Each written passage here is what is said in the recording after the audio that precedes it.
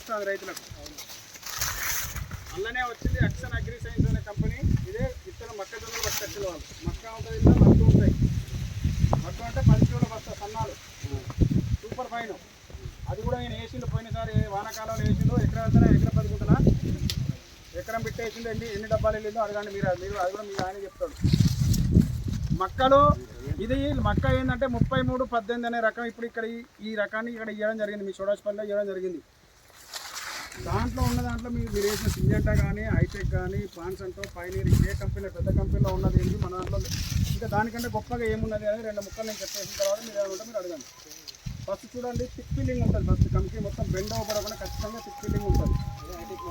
రెండవది మళ్ళీ మీరు అట్లానే మాట్లాడుతుంది. రెండవది ఏంటంటే హస్క్ ఫీలింగ్ చూడండి.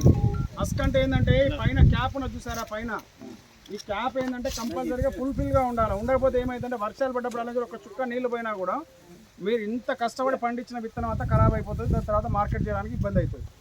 ఇది రెండోది. మూడోది, మీకు ఎంత గాడి ద్వారా రానివ్వండి, కింద పడదు. ఎందుకు కింద పడదు అంటే చూడండి, కింద అయితే దొడ్డు ఉందో కంకి పెట్టే వరకు అదే దొడ్డు ఉంటుంది. దాని తర్వాత పైకి పోతా అంటే సన్నపడుతుంది.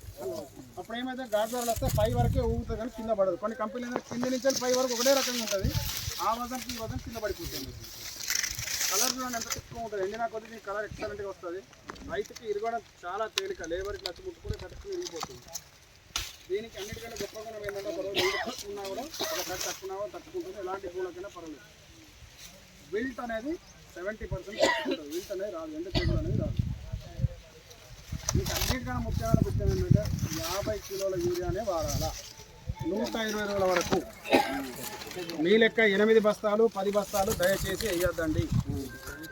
ఎందుకు వేయొద్దంటే యూరియా వల్ల మనకు ఉపయోగం ఏంటిది, చేను పచ్చగా ఉంటుంది, పెరుగుదల వస్తుంది. ఇంత పెరిగింది చూడండి. 125 రోజులు అయిపోయినా కూడా పచ్చదనం తగ్గింది ఎక్కడైనా పూట. మరి దానికి ఎందుకు మనకు ఉపయోగం? మీరు ఎకరానికి 50 కిలోలు వాడండి. వేసినప్పుడు 4 సార్లు బస్తాలు